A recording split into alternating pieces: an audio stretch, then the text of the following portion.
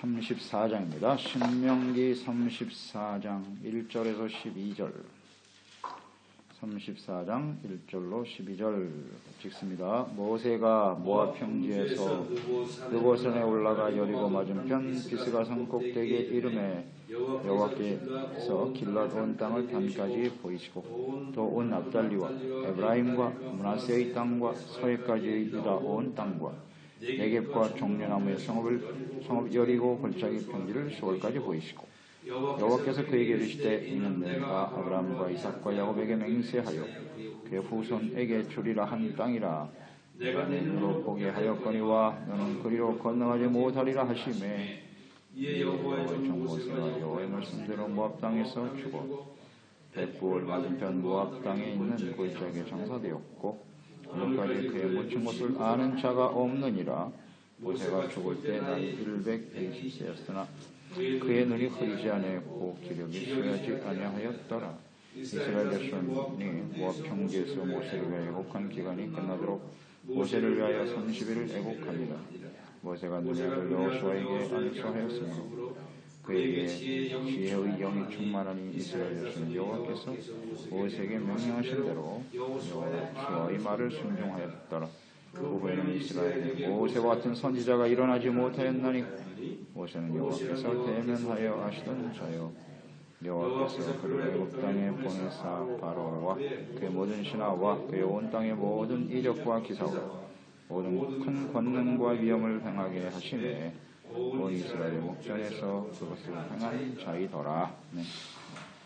모세의 죽음과 사역의 계승. 하나님의 사람 모세 파란만장했던 삶이 끝나게 되었습니다.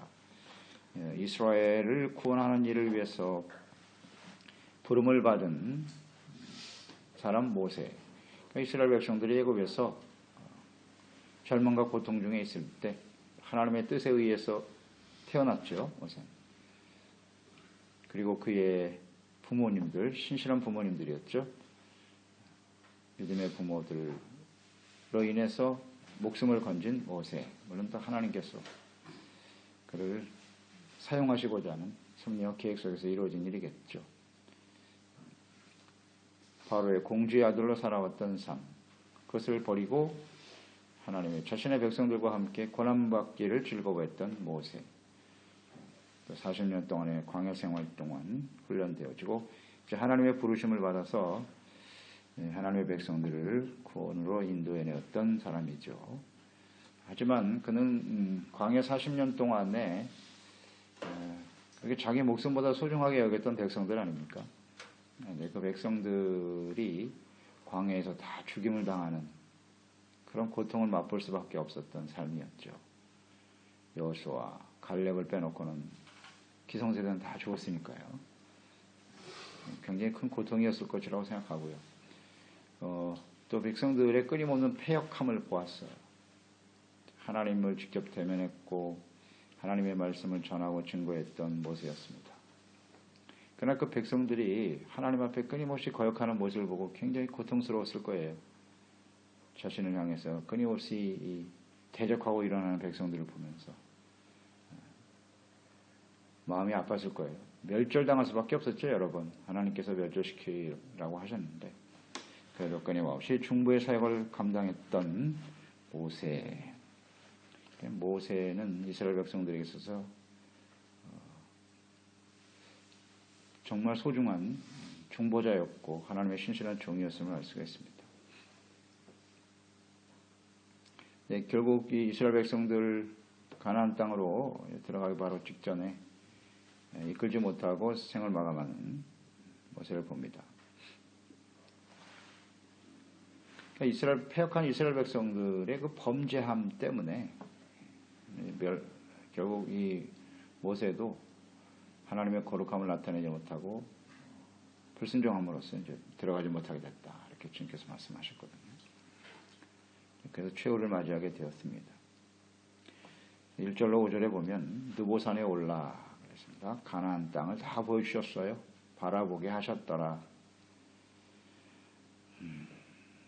가나안 땅 동편 땅과 서편에 위치한 즉 장차 이스라엘 12지파가 얻게 될 그 언약의 땅 전체를 보여주셨네요. 단까지의 땅을 보여주셨다 그랬으니까 단은 팔레스타인 북쪽이잖아요. 북쪽을 차지하는 지파인데 끝까지 다 보여주셨다는 거예요. 전체를 다 보여주시는 그런, 이건 은혜죠. 하나님이 볼 수 있게 하신 겁니다. 보여주시기는 했으나 너는 들어가지 못한다. 바라볼 수 있는 것도 큰 은총이죠. 그의 인생을 마감하면서 그 마지막 순간에 그가 했던 일, 또 그가 간절히 추구하고 소망했던 일이 무엇이냐? 가나안 땅이거든요. 아브라함서부터 이삭과 야곱을 통해서 약속하셨던 그 하나님의 약속의 땅, 언약의 땅을 바라보면서 이제 이 백성들이 너를 위하여 여호수아를 통해서 들어가게 될 것이다. 하나님의 나라에 대한 간절한 소망으로 출발했고 하나님이 약속하신 언약의 땅에 이제 들어가게 되는 것을 바라보면서 인생을 마감하는 거예요. 이거 상당히 의미 있는 인생 아니겠어요? 하나님께 부름을 받아 하나님의 나라를 바라보고 소망하며 살던 사람. 마지막까지도 하나님의 나라를 소망하며 인생을 마감하는 모세. 이 죽음이 헛된 죽음일까요? 전혀 그렇지 않습니다. 끝까지 하나님의 나라에 대한 소망을 가지고 있었던 모세의 모습을 저는 묵상하게 되었어요. 하나님이 보여주셨다. 소망이거든요. 바라보면서 살아온 인생이었단 말이에요. 그래서 모세의 죽음은 결코 헛된 죽음이 아닙니다. 온전한 삶을 살았던 생애를 보면 알잖아요. 저는 이 모세의 마지막 장면을 보면서 요셉이 떠올랐어요. 요셉은 어떤 사람이에요? 믿음의 사람이죠. 소망의 사람이죠. 비록 애굽에서 종으로 팔려가서 또 이스라엘 백성들이 그곳에서 자리를 잡을 수밖에 없는 그런 상태였지만 또 훌륭한 애굽의 총리가 될 정도로 출세한 사람이죠. 그래도 그의 소망은 어디에 있었다? 가나안 땅에 있었잖아요. 그 인생의 마지막을 보세요. 죽으면서 어떤 유언을 했습니까? 우리가 지금 비록 애굽에 살지만 또 요셉 때문에 이스라엘 백성들이 거기서 대우를 잘 받았어요. 풍족하고 편안한 삶을 살 수 있었죠. 그러나 우리는 가나안 땅에 들어가게 될 거야. 하나님이 약속하신 말씀대로. 그러므로 이곳을 떠날 때 내 뼈를 가지고 가라. 내 뼈를 가지고 가라. 그게 창세기 마지막이잖아요. 그렇게 인생을 마감했어요. 그러니까 이 요셉의 죽음도 하나님이 약속하신 언약의 땅, 가나안 땅을 바라보고 소망하면서 인생을 살았고 인생을 마감했다. 모세하고 비슷하지 않습니까? 모세의 죽음, 언약의 땅, 가나안 땅을 바라보고 소망하면서 인생을 마감하였더라. 의미 있는 삶이잖아요. 자, 우리도 언젠가 인생을 마감하게 되겠죠. 마감하는 날 우리가 직접 천국에 들어갈 수도 있지만 이렇게 뭔가 남겨야 될 거 아니에요. 사람들에게. 죽음이라고 하는 건 어떤 후대에게 영향을 주는 건데, 그래서 요셉과 모세의 죽음처럼 하나님의 나라를 소망하며 살아왔던 인생이구나. 이게 의미 있는 죽음이라고요. 그래서 우리도 생을 마감할 때 다른 유언 남길 거 없어요. 하나님의 나라, 하나님의 뜻이 이루어지는 이런 삶을 소망하며 살아가는 거예요.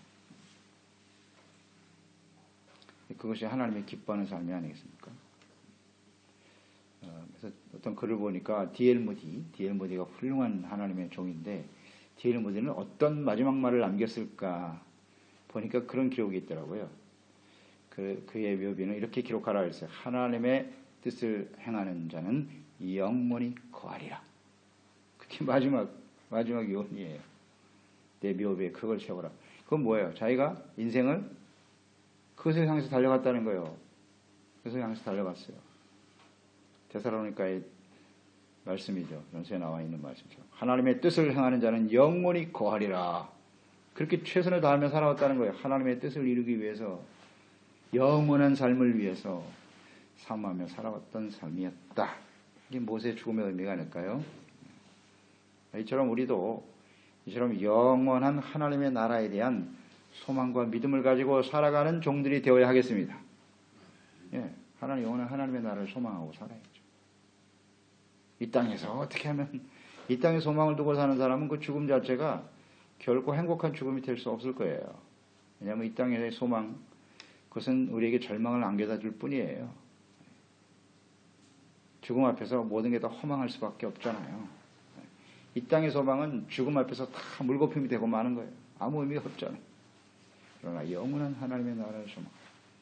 사도 바울 역시 마찬가지죠. 사도 바울의 마지막 유언을 보세요. 나는 지금까지 선한 싸움을 싸웠고 나의 달려갈 길을 다 달려왔다. 후회 없는 인생을 살았다는 거 아니에요. 이제 나를 위해서 의의 멸관을 예비되어노라. 하늘나라의 영원한 상급을 바라보며 살아왔던 사람들 공통점이잖아요. 이 사람들 다. 이런 인생이 가치 있는 인생이에요. 하나님이 기뻐하시는 인생이다 하는 걸 생각합니다. 우리 현실입니다. 우리에게 다가올 일이에요. 곧 우리는 어떤 생의 마지막을 맞이하게 될 것인가 생각할 필요가 있어요. 모세의 죽음을 통해서. 5절로 6절에 보면 모세가 이제 죽는 장면이 나오면서 말씀대로 이제 죽는 거예요. 말씀대로 죽었어요. 근데 무덤을 아는 자가 없다 그랬거든요. 이것이 의미하는 바가 있겠죠.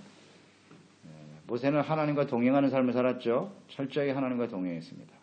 하나님의 인도하심을 따라 살아왔던 삶이었고 죽음도 이제 하나님의 뜻에 의해서 죽음을 맞이하게 됐는데 무덤이 없다라고 하는 것은 무덤을 아는 사람이 없다는 얘기거든요. 사람들에게 숨겼다는 거예요. 이제 하나님께서 그의 죽음을 직접 다루셨기 때문인데 이에 대해서 모세가 죽지 않고 부활했다 그런 이야기도 있는데 무덤에 대한 언급이 있는 것 보아서는 분명히 죽었습니다. 죽어서 장사 지내고 30일 동안 애곡했다 그러니까요. 죽은 건 틀림없어요. 그런데 무덤을 하나님께서 이스라엘 백성들에게 알지 못하게 하셨다. 이게 어떤 의미가 있을까 생각해 보면 모세는 위대한 종이에요. 이스라엘 백성, 이스라엘 민족들에게 있어서 모세처럼 위대한 사람은 없어요. 그러면 사람들이 그 모세를 어떻게 대할까요? 잘못하면 모세를 숭배하는 일이 벌어져요. 아마 하나님이 이런 것을 좀 무료하셨던 것 같아요. 모세 같은 위대한 종이 있다면 은근히 그것을 또 우상처럼 섬기려고 하는 이스라엘 백성들의 성향을 너무나 잘 아시거든요. 하나님께서. 그건 모세의 죽음을 욕되게 하는 일이에요. 욕되게 하는 일입니다. 그렇기 때문에 주님께서 그 무덤을 숨기신 거예요. 보세요. 예수님을 이 땅에 탄생하게 한 마리아를 지금 숭배하지 않습니까? 마리아 숭배하는 거 보세요. 마리아 같은 사람도 숭배하는데 이 모세 같은 사람이 있으면 숭배 안 하겠습니까? 할걸요? 네. 하나님이 모르겠습니다. 그리고 모세의 죽음 그 자체를 욕되게 해서는 안 돼요. 욕되게 해서는 안 돼요. 그런 생각을 묵상을 하게 되고요. 또 하나 이런 거죠. 모세같이 위대한 종들도 결국은 죽는다는 거예요. 언젠간 죽겠죠. 죽는다는 사실. 죽음 앞에서 우리는 어떤 인생을 살아야 될 것인가 이런 생각을 하게 되는 거예요.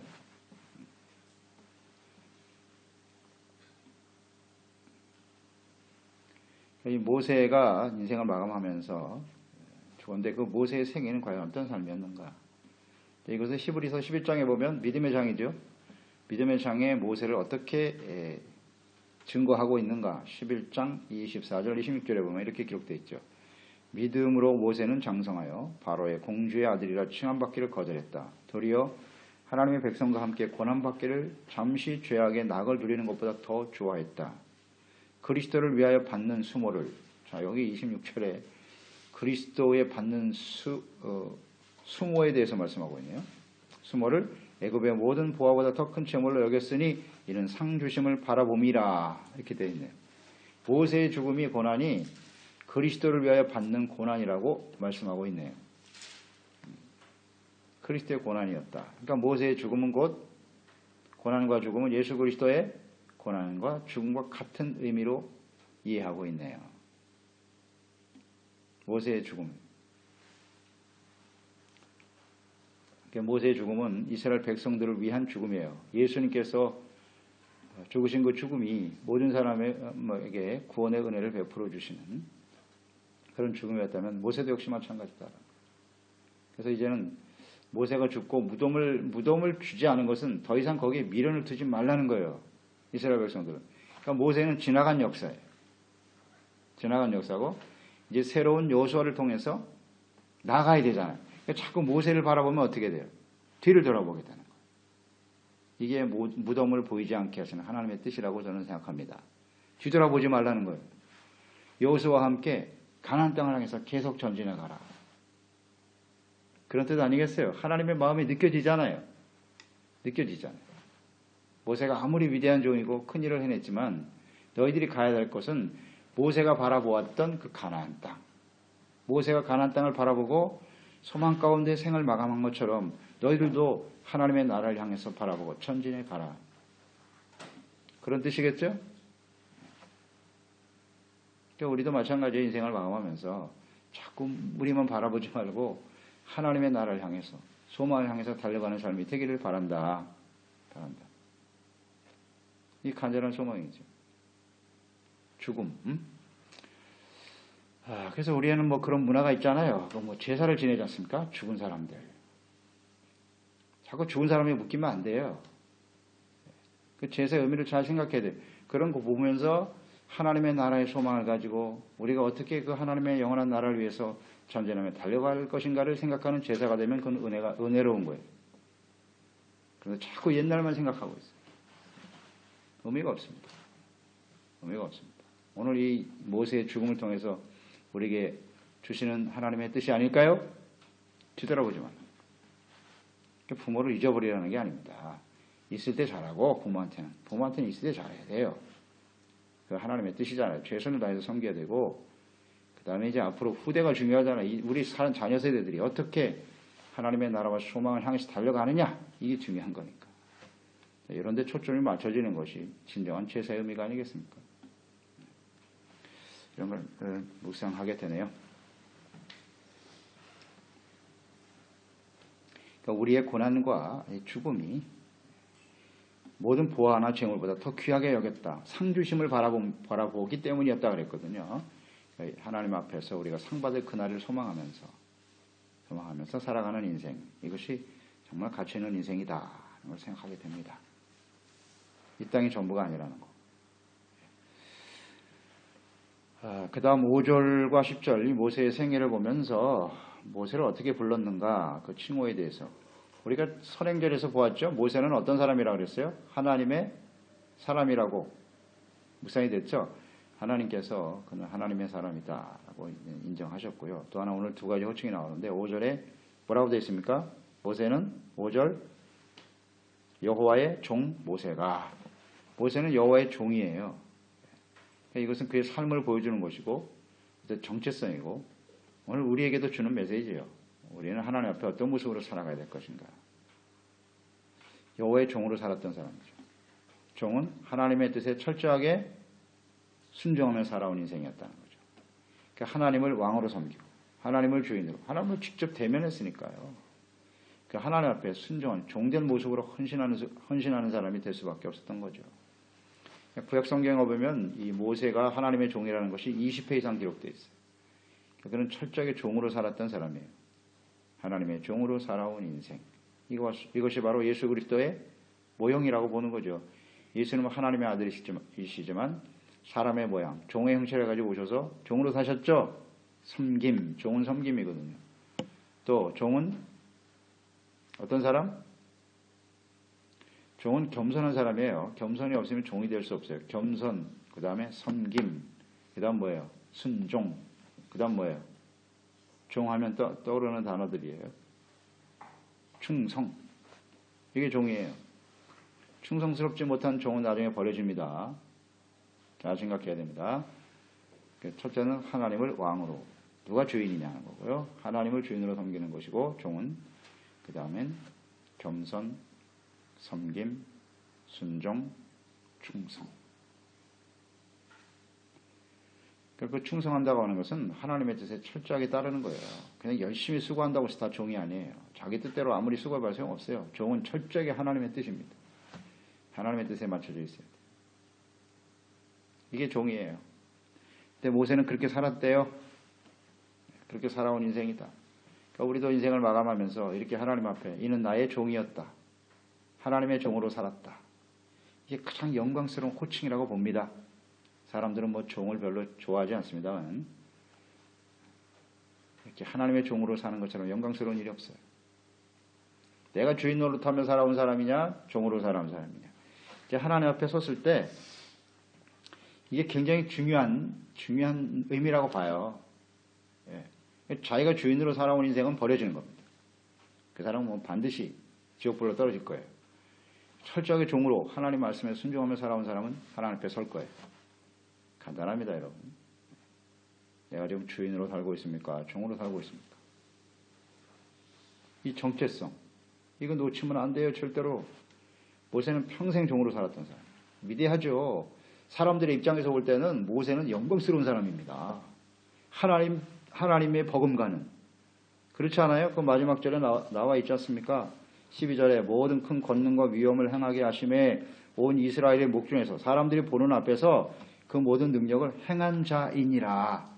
얼마나 영광스러운 사람입니까? 하나님과 동등될 정도로, 하나님 대신에 아마 모세를 숭배할 정도로 대단한 능력을 행했던 사람이죠. 사람들이 그렇게 여김을 받았어요. 그런데 모세 자신은 어떤 생각을 가지고 살았다? 종으로 살았다. 이게 참 중요한 것 같아요. 우리가 세상에서 출세할 수 있고 대단한 능력을 행할 수 있고 많은 사람들로부터 존경과 높임을 받을 수 있어요. 그런 자리에 있을 때에도 우리는 언제나 종된 마음을 가지고 살아가는 것. 매우 중요하죠. 예수님께서 그 제자들을 보면서 안타까워하셨잖아요. 누가 으뜸이냐? 서로 머리가 되려고 싸울 때, 야, 너 정말 으뜸 되고 싶으니? 그러면 종이 되라 그랬잖아요. 종이 되라. 그게 높은 사람이야.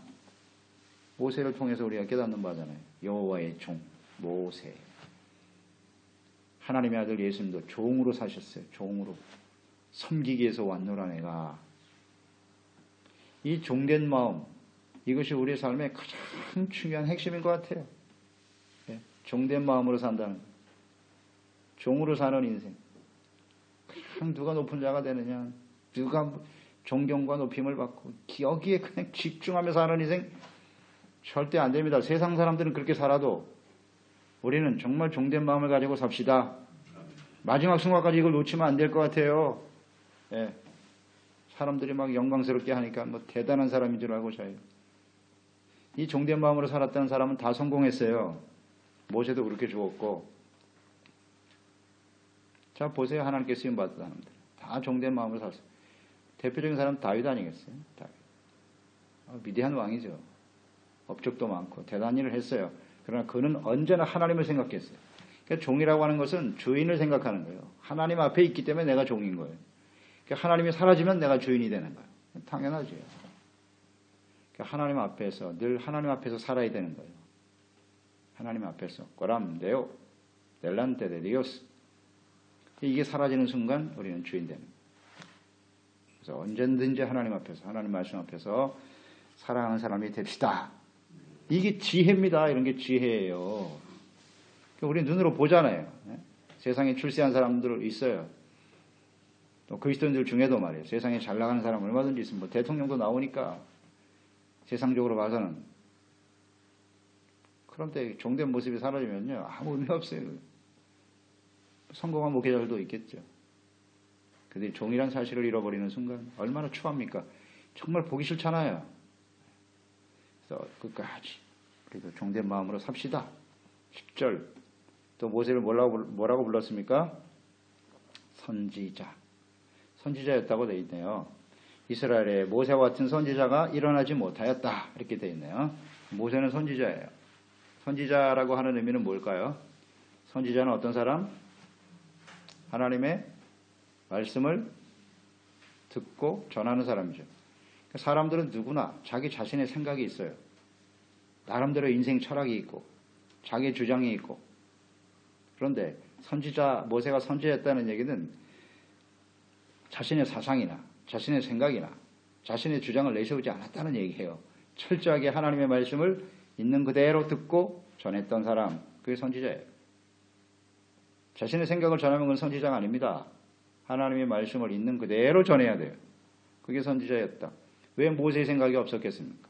모세가 자기 생각이 한순간 들었죠. 한순간 들어서 반석을 명하여 물이 나게 하라고 하는데 자기 생각은 치고 싶었던 거라 화가 나니까 그게 하나님의 거룩함을 상실했다 그랬지 않습니까? 뭐 그런 실수는 있었지만 철저하게 하나님의 말씀에 순종하며 헌신했던 사람. 일단 하나님의 말씀을 들은 사람이 선지자죠. 그는 하나님과 대면했어요. 직접 말씀을 들었습니다. 자, 우리도 이런 선지자와 같은 삶을 살아야죠. 하나님의 말씀을 듣고, 말씀을 들었다고 하는 것은 이미 선지자입니다. 그게 말씀에 들려지고 깨달아졌다 하는 것. 그러면 우리는 우리의 생각이나 주장, 자기 생각이 중요한 게 아니에요. 오직 하나님의 말씀을 있는 그대로 전파하고 증거하는 사람이 되어야 하겠습니다. 그게 우리 인생이에요. 근데 우리의 생각이 더 강하죠. 우리는 하나님 말씀을 듣지만, 그러나 하나님의 말씀은 그러하시는 내 생각은 달라요. 자신의 생각과 주장을 굽히지는 않으려고 그래요. 하나님 말씀 앞에서 말이죠. 이게 문제예요. 철저하게 말씀에 순종해야 되고요. 자, 선지자. 우리 선지자 잘 알죠? 선지자를 통해서 주셨던 메시지는 대부분 어떤 내용입니까? 회개죠, 회개. 회개입니다. 하나님 백성들이 온전하지 못하거든요. 그러니까 모세를 통해서 하나님 율법을 주셨잖아요. 그 율법을 통해서 이스라엘 백성들이 끊임없이 외쳤죠. 백성들은 패역해요. 하나님의 뜻은 분명해요. 거룩한 백성이 되라는 거예요. 하나님과 함께 동행하는 인생을 살아야 되는데 사람들이 그렇지 못하거든요. 그러니까 모세의 입술을 통해서 나가는 말은 책망일 수밖에 없어요. 교훈입니다. 정신 차려라. 너희들 이대로 가면 죽어. 이게 선지자거든요. 그래서 모세는 선지자였던 거예요. 끊임없이 외쳤어요. 끊임없이 외쳤습니다. 너희들 이대로 가면 죽는다. 회개하는 것이 그 메시지, 심판의 메시지도 많이 전했고요. 그러나 그 이면에는 하나님의 사랑이 들어있다는 사실. 그러니까 모세가 최초의 선지자라고 봐야죠. 뭐 그 이전에 족장들도 선지자라고 볼 수 있겠습니다. 하나님을 만난 사람. 그러니까 그 이후의 역사 속에 나타난 선지자들 보세요. 대부분 다 이렇게 하나님의 말씀을 받아 전하는데 그 내용 자체가 회개거든요. 돌이켜라. 이런 것을 우리가 보게 돼요. 회개를 촉구하는 거죠. 거룩한 백성이 되도록 하라. 이것이 바로 모세의 생애입니다. 어떻게 살아온 사람이냐, 그 사람이 누구냐 하는 것이거든요. 여호와의 종, 하나님의 사람, 선지자. 위대한 인생을 사는 사람들의 특징이에요.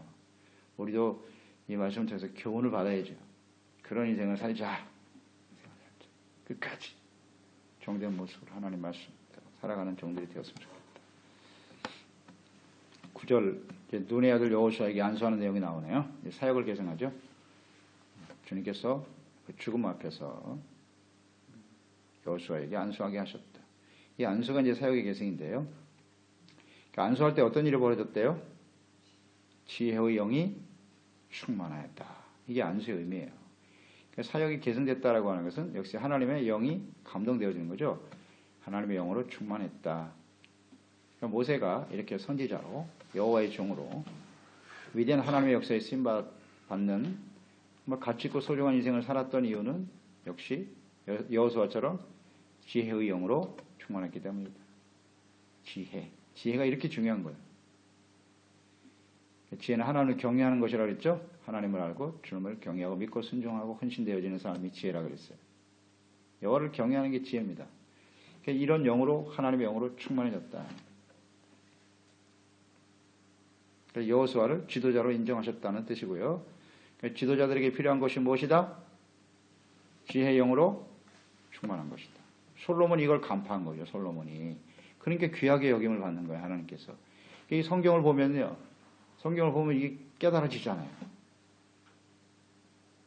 정확한 걸 구했구나. 이 솔로몬이. 지도자잖아요. 지금 왕이 되는 상태잖아요. 왕이 된다고 했을 때 대부분의 사람들은 내가 치세하는 동안 나라가 번성하고 형통하고 영광스럽게 해주세요. 이런 기도를 대부분 드릴 텐데 근데 이 솔로몬은 지혜를 배웠거든요. 그러니까 여기 딱 들어맞잖아요. 모세의 대를 이어 여호수아를 통해 이어가는 그 중에 가장 중요한 게 뭘까? 지혜의 영이로구나. 그걸 구하는 거예요. 하나님이여 저에게 지혜로운 마음을 주세요. 우리는 여기서 깨닫게 되는 거죠. 우리가 무엇을 구하겠습니까? 하나님 앞에.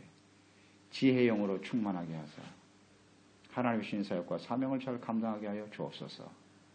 이런 기도가 얼마나 하나님께 감동이 되는 기도입니까? 역시 이제 이 모세와 여호수아 대를 잇는 거잖아요. 우리 자녀들을 위해서 우리가 어떤 기도를 해야 될까요? 세상에서 출세하고 잘 되는 거? 그게 전부입니까? 어떻게 해야 지도자가 되냔 말이에요. 어떤 사람이 리더가 되는 거예요. 하나님의 지혜의 영으로 충만해야 리더가 되는 거고 하나님이 인정된 사람이잖아요. 그런 사람. 하나님 앞에 쓰임받는 사람이 되어야지.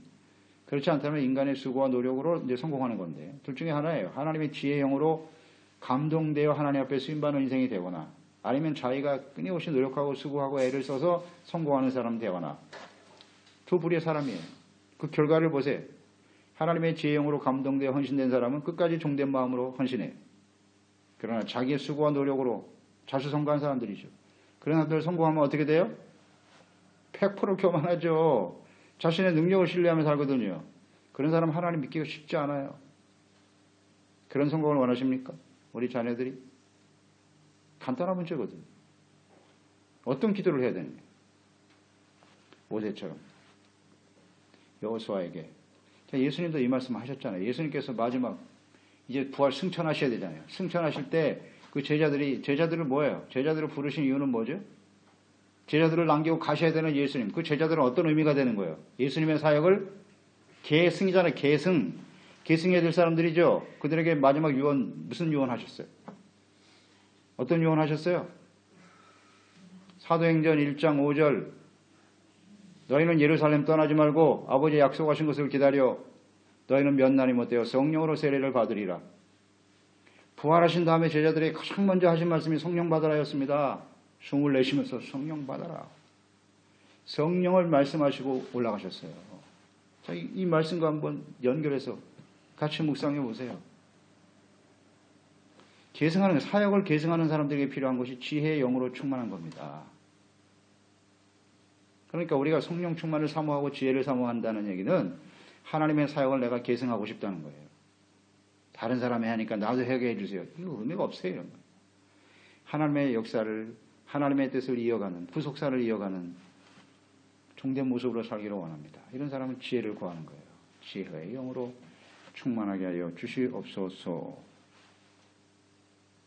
이게 아름다운 인생이에요. 가치 있는 인생인 거예요. 모세의 죽음과 여호수아의 사역의 계승에서 나타난 우리의 삶의 의미죠. 이제 우리 인생 살 날이 얼마 안 남았으니까요. 마감해야 되잖아요. 그리고 이제 자녀 세대를 바라보고 있는데 아직 이 세상은 끝나지 않았고, 이럴 때 이제 우리가 어떤 걸 추구하며 살아가야 되는 건지 아주 잘 나타나 있네요. 왜 성령 충만해야 되는지, 그 이유, 이런 것들을 우리 생각하게 되는 거고요. 결론적으로 이렇게 한번 묵상을 해보죠. 모세는 인생을 마감했는데,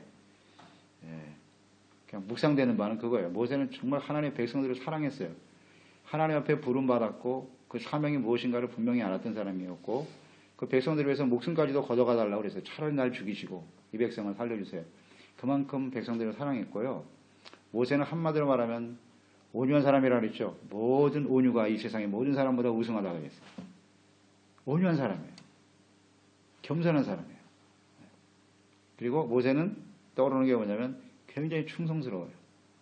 충성, 온유, 겸손, 충성. 그리고 백성들을 향한 사랑이 막 이렇게 흘러넘치는 그런 모습을 볼 수 있죠. 이게 성령의 열매를 가진 사람이구나. 이 모세가 곧 예수님의 모형이구나. 이렇게 묵상이 되네요. 왜냐하면 모세와 같은 선지자가 다시는 일어나지 않았다고 그랬죠. 마지막 선지자로 오신 분이 누구다? 예수님 아니십니까? 그리스도. 종으로 오셨고 선지자로 오셨고 왕이지만 종된 모습으로 오셨고, 이 모세가 바로 예수님의 모형이로구나 하는 것을 느끼게 되죠. 그렇죠? 그래서 모세의 죽음은 결코 헛된 죽음이 아니에요. 히브리서에서 증거하고 있는 것처럼 예수님의 고난과 죽음과 같이 비견할 정도로 그의 죽음을 통해서 이스라엘 백성들이 이제 새로운 가나안 땅을 향해서 나간다는 거죠. 그러니까 모세의 죽음은 이런 거잖아요. 율법으로는 구원에 이룰 수 없다. 그게 결론이잖아요. 그래서 이제 은혜로 사는, 예수 그리스도로 말미암아 은혜로 사는 것이다. 이것이 모세의 죽음의 의미입니다. 뒤돌아보지 말고 언제나 하나님의 나라의 소망을 가지고 하나님의 나라를 이루기 위해서 달려가는 종들이 되라 하는 주님의 뜻입니다. 우리도 이런 인생을 살았으면 좋겠습니다. 하나님 아버지, 모세의 죽음, 또 여호수아에게 그 사역이 계승되는 부분을 우리가 묵상합니다. 신명기 마지막 부분인데요. 그들은 지금 가나안 땅을 향해서 가고 있습니다. 그들이 가나안에 들어가서 해야 될 일이 무엇인가에 대해서 말씀하고, 그걸 정말 마지막 유언처럼 간절히 외쳤죠. 하나님의 말씀을 듣고 마음에 두고 지켜 행하라는 것입니다. 청종. 그러면 너희들은 하나님과 함께 형통한 삶, 영광스러운 삶을 살 수 있을 것이다 말씀하셨고요. 그 인생 마지막 순간까지 하나님께서 그를 여호와의 종으로 인정하셨고요. 선지자로 인정하셨고 하나님의 사람으로 인정하셨습니다. 그것이 모세의 삶의 전체를 보여주는 아주 중요한 단어들이에요. 오늘도 우리는 우리 인생을 마감하는 그날 하나님의 종이요 그리스도의 종으로 살아가는 저희들이 되게 하여 주옵소서. 마지막 순간까지 하나님의 말씀을 전파하고 증거하는 선지자적 사명을 다할 수 있는 저희들이 되게 하여 주시옵시고 하나님의 사람으로 주님 앞에 설 수 있는 하나님의 뜻을 행함으로 하나님의 나라의 소망을 가지고 하늘의 상급을 바라보면서 흔들림 없이 살아가는 저희들이 되게 하여 주시옵소서. 이 소중한 하나님의 사역과 사명이 우리 자녀들에게 계승되게 하여 주옵소서. 우리 자녀에게도 지혜와 성령으로 충만한 하나님의 은혜가 계속되게